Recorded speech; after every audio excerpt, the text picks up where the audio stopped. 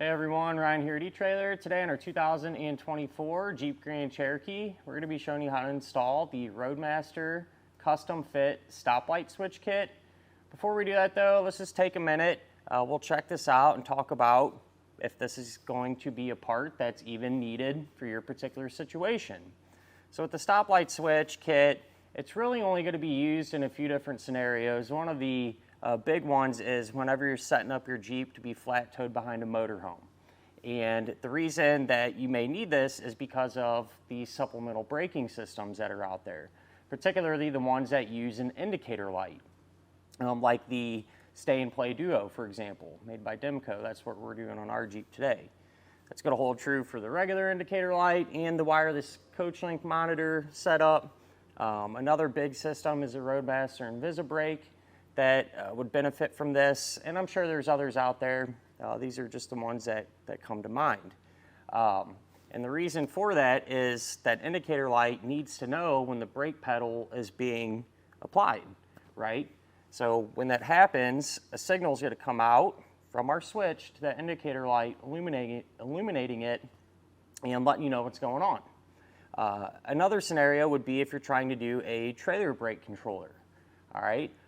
And your Jeep does not come equipped with that factory tow package, and so you're kind of building everything from scratch.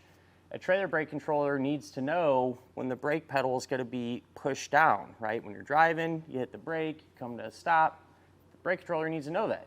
So the switch would send power to the brake controller when you hit the pedal, letting it know you need to slow down, which would then tell the trailer brake controller to send power to the trailer's brakes. So it's a pretty simple concept. Where this actually lives though is up under the dash. It's going to be attached down here.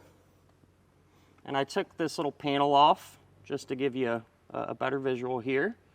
But the switch pushes up against the brake pedal arm, and when you adjust it properly, won't have any power like this, but as soon as you start to push that brake pedal down, that's when the switch will close, completing the circuit and allowing that power to be sent through.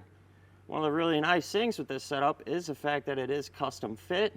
So the bracket's made for this particular vehicle. It utilizes hardware that's already there, and so it makes everything as straightforward as it can get. Other than that, really all there is to it, so the major takeaway would be if your braking system uses an indicator light and needs that signal, this would work out for you. Or if you're doing the trailer brake controller and you don't have that factory tow package plugged down here, that's where this would come into play. As far as the installation goes, probably one of the easier ones to do, to be honest with you. It's fairly easy to get to. It's still kind of jammed under the dash, but compared to some of the other ones I've done in the past on other vehicles, pretty straightforward. The way I set mine up, I like to hook the switch directly up to power, to battery power, instead of going into a fuse, just the way I prefer. So if you want to do it the way that we're going to today, you will need a couple extra things if you don't have it. I'd say about an extra 8 foot of wire, an extra butt connector, a ring terminal, and I think that was about it. So, if you're going to install this yourself, hang around. We'll go ahead and get started on it now. To begin our installation for the stoplight switch, we're going to be on the driver's side and working underneath the dash. Before we get under there, though, I like to spend as little time as possible there.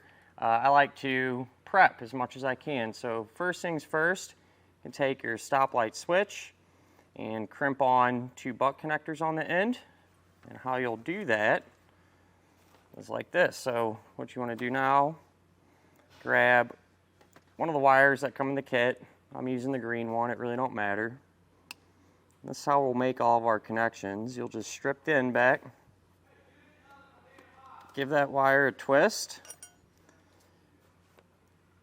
and you'll take one of these wires, doesn't matter which one.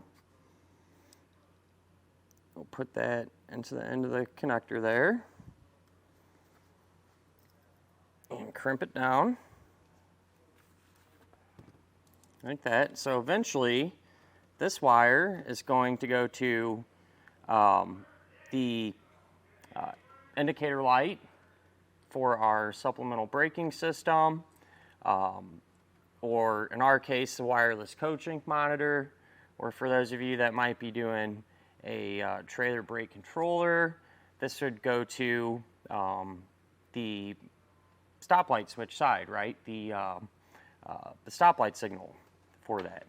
So the other wire will eventually hook up to a wire that'll go into the engine compartment to the battery. But what we'll do now, we'll have some hardware that's already on the stoplight switch. We'll take that off, and then there's this custom fit bracket, right? So you want to put that in there like this. And I usually, go about halfway. And I guess since we're right here, it's really difficult to show this under the dash just with the limited room. But that's how you can make your adjustment, right? And what you're looking for, this little plunger here, that'll eventually sit on the brake pedal arm. So say if my finger was a brake pedal arm, when the brake pedal is just in its natural position, you're not pushing down on it or anything, you're going to want to adjust this to where that plunger is pretty much completely pushed inside of that housing there. So about like that. That way when you start to push your brake pedal down or it's getting pulled down, that plunger starts to come out. And when that plunger comes out, it'll complete the circuit and send power to wherever it's going. So that's how you would make that. That's how you'd make that adjustment, right? So let's say if you needed to move the switch closer towards the brake pedal arm, you could loosen that up, push it more forward, tighten it down, and vice versa. If you need to move it away from the brake pedal arm, you would loosen that up and be able to do so. That's why I like to start somewhere in the middle. It usually gets us pretty close here. Now if you look underneath the dash on the left-hand side, you'll see these two 10mm fasteners here that's holding the airbag in place. One thing you definitely don't want to do is unplug the airbag or mess with any of the wiring that's connected to it, things like that. But we are going to remove these two bolts.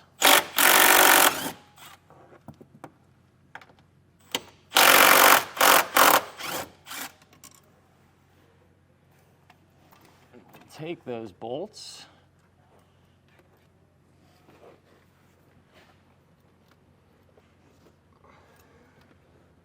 and our bracket here. We'll take the bolts, run them through the bracket, back through the airbag.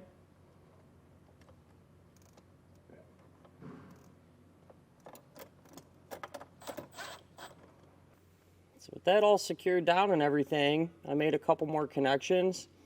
I haven't adjusted or anything yet. We'll need to get power to it before we can do that. But what I did, our green wire that we previously had hooked up, I used another butt connector and hooked that up to the red wire from our wireless transmitter on our supplemental braking system. Depending on your braking system, the colors may vary, just kind of depends on what you got, so you have to check your instructions there. But with that said too, the other wire coming off the stoplight switch, that's going to have to get hooked up to power. Now, the kit does come with a fuse tap, and you can use a fuse that has power, right? But I like to run mine directly to the battery, especially with a lot of these Jeeps. They'll have circuits that are retained accessories, so they'll have power for 10 minutes or something like that, and then end up turning off. And instead of having to fight that and check, everything out for that, it's just easier to go right to the battery. We know it always has 12 volts, things like that. So I did end up using an extra length of wire. I would say probably 8 foot, just to be on the safe side. And you can grab that here at eTrailer, but I crimped it onto that and then just ran that wire under the dash and kind of behind our center console. So what I'm doing is I'm running the wire over to the passenger side floorboard.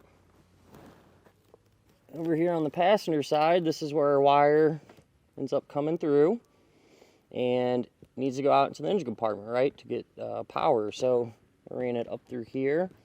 It might be a little tricky to see, but up there a little bit, there is a factory grommet that you can utilize to take that wire and run it through it.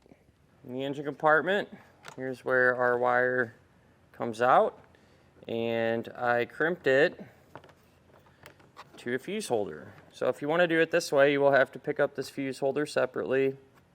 This one's a little overkill, honestly. It's kind of big, but it's just fine. It'll work out. No issues there. On the other end, I crimped on a ring terminal, and we're going to hook it up to this main power post here. Before you do that, though, you want to make sure that your fuse is not installed. So with this power post, it's a 13mm nut, and I like to kind of keep pressure down on the wires and stuff that's hooked up to it, just so they don't lose connection. Take a ring terminal, put that over it.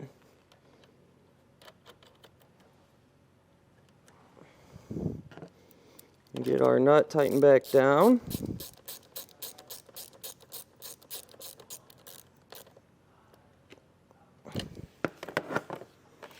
We'll take 10-amp fuse and place it into the holder. Back inside, as far as the adjustment goes that you're looking for, since I don't have my whole entire system hooked up, I can't really check it that way. So a quick way that you can make sure that it's dialed in is by using a test light. So I just have one end grounded, and then I'll check this wire. And we have power when the brake pedal is in its resting position. So what that tells me is I need to take the switch and push it closer to the brake pedal arm. So that's where we can make our adjustment.